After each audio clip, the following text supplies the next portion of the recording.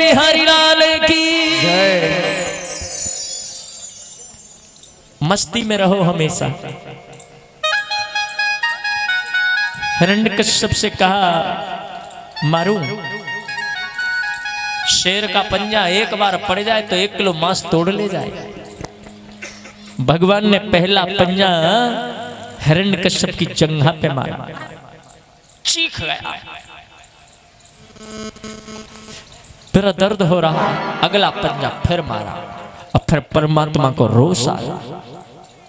ऐसे लग रहा है वो दृश्य परमात्मा की आंखों में बस गया है। इसने प्रहलाद को बहुत दुख दिया। हिरण्यकश्यप को पकड़ा, गोदी में रखा और पंजा जंघा पे मारा। जो चीखा, भगवान ने चीख करके कहा चिल्ला हिरण्यकश्यप, मैं तेरी चीख सुनना चाहता हूं।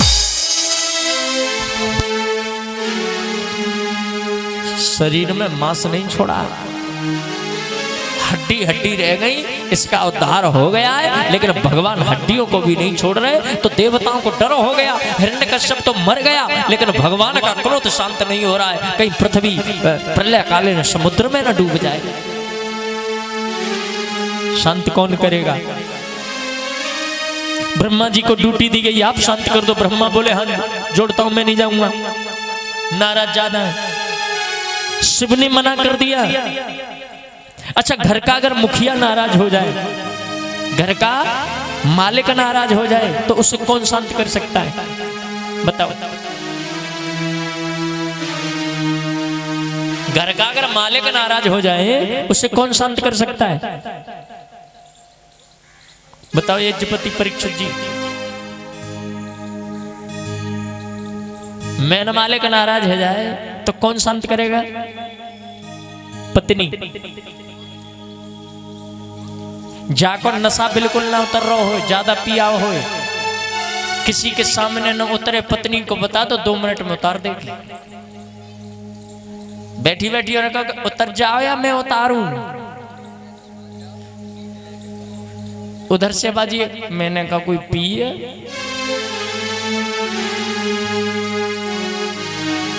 नाराज हो रहा हो मालिक और किसी से बूते न चुप हो, माँ भी चुप करे फिर भी शांत न हो, पत्नी को लाके सामने खड़ा कर दो। इनके तो समझाने का तरीका अलग है। ये यूं नहीं कहेंगी अब चुप है जाओ स्वामी, मुंह के सामने खड़ी होंगी। अब मोहब्बत होगा क्या ना होगा? 2 घंटे हो गए तुम्हें ना रही शर्म, बुढ़ापो का आयो, आग लग गई, आदमी बुद्धि खराब है।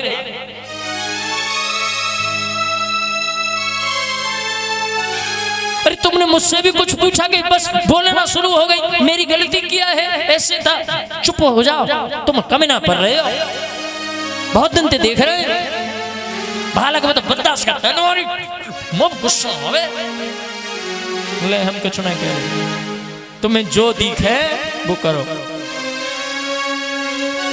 देवताओं ने मीटिंग की, लक्ष्मी जी को बुलाओ। लक्ष्मी जी से कहा गया माता लक्ष्मी आई, बड़ा घमंड है, मेरी भी जरूरत पड़ी है। माता आई, मुझे तो देखते ही शांत हो जाएंगे और यूं कहेंगे तुम क्यों आई?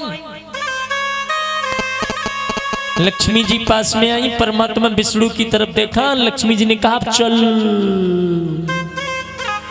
जो भगवान का मोह देखा, लक्ष्मी जी धड़ाम पीछे गिरी। 4-6 पटक तो बैकुंठ तक पहुंचने में लग गए। जब पत्नी शांत न करे तो शांत कौन करे? मैं आपको बता रहा हूं, पहले तो पत्नी के शांत करने से शांत हो जाएंगे, और कभी कभी ऐसी भी स्थिति आती है कि पत्नी समझ आवे या चुप करना चाहे तो वो और बात बिगड़ जाती है। तो फिर पत्नी क्या कहेगी? अब मेरे बस्ते बाहर है, आप तो ज्यादा ही बिगड़ रहे हैं। फिर कौन शांत करेगा? तुम्हारे घर में ऐसी सिचुएशन होए और तुम्हारे चुप करे हुए तू ना चुप हो, शांत ना हो, उस समय बच्चे को प्रयोग में लो, बच्चा शांत कर देगा। बाबा रोटी ना खा रहे हो, बेटा के कहवे थे ना खाए, बहू के कहवे थे ना खाएं, पत्नी के कहवे थे ना खाएं, रिश्तेदार के कहवे थे ना खाएं, नाती रोटी लेके पहुंच जाए, ले बाबा खा ले बेटा, मैं ना खा रहा, भूख ना, आओ खा ले ना, हंसी आ जाएगी, चल ले आवे तो आ जा। बच्चे होते ही ऐसे, कौन शांत करेगा विष्णु जी को? नारद जी ने कहा सिर्फ प्रहलाद के अलावा कोई नहीं कर सकता। प्रहलाद से कहा, प्रहलाद जी ने नन्हे ने हाथ जोड़े और नन्हे हाथ जोड़ के खड़े हो गए और प्रहलाद बोले अब शांत है जाओ ना गुरु जी।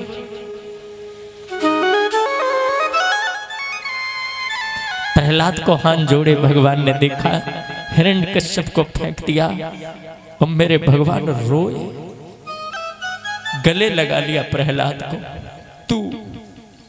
तू हाथ मत जोड़, तूने ना मेरे लिए बड़ा दुख सहा है बेटा। प्रहलाद बोले मैंने कोई दुख नहीं सहा। भगवान ने कहा तेरे बदन पर लगा हुआ एक एक दाग मुझे चुभ गया। प्रहलाद बोल क्या लेगा? प्रहलाद ने कहा मुझे कुछ चाहिए नहीं, मेरे पिता को जो मारा है ना, लोग यूं कहेंगे प्रहलाद तो बड़ा नालायक था जिसने अपने बाप को मरवा दिया। मैं चाहता हूं इन्हें नरक में न भेजना, क्योंकि मैं प्रहलाद कह रहे हैं मैंने सुना है आपकी वहां चलती है, अगर आपकी चलती है तो मेरे बाप को नरक में मत भेज देना। भगवान ने कहा स्वर्ग नहीं भेजूंगा, बैकुंठ में भेजूंगा पागल, क्योंकि वो मेरे हाथ से मरा है, उद्धार हुआ है उसका, और मेरे हाथ से भी नहीं मरता। जिस घर में तेरे जैसा बेटा हो, अरे जिसका बेटा तेरे जैसा हो जाए उसका बाप कोई नरक में जाएगा क्या? 21 पीढ़ियों का उद्धार हो जाता है, तो तेरा बाप तो बैकुंठ में जाएगा। तो प्रहलाद बोले ये बैकुंठ का होवे करे? भगवान बोले बैकुंठ वो होता है जहां मैं रहता हूं। मां कयादू खड़ी है, जब भगवान ने कहा जहां मैं रहता हूं वहां तेरा बाप जाएगा, मां साड़ी को दांतों में दबा के रो गई।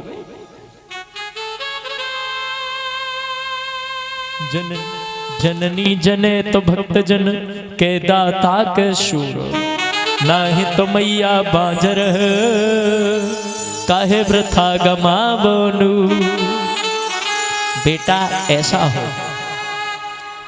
कयादू ने भाग करके प्रहलाद को अपने गले से लगाया और मां ने कहा तूने कैसे सोच लिया कि मैं तेरे बारे में बुरा सोचूंगी? तू मेरा बेटा है। राजा बनाए प्रहलाद, भगवान अपने धामों को पधारे। 12 भागवत है ना, 12 भागवत, उसमें से एक भागवत प्रहलाद के नाम से भी है। और सुबह सुबह आंखें खोलो, सबसे पहले हाथों की तरफ देखो और प्रहलाद का नाम जरूर लो। यमराज नहीं आएंगे लेने के लिए, नारायण के दूत ही आएंगे जब तुम्हारा जाने का समय आएगा। ठीक है?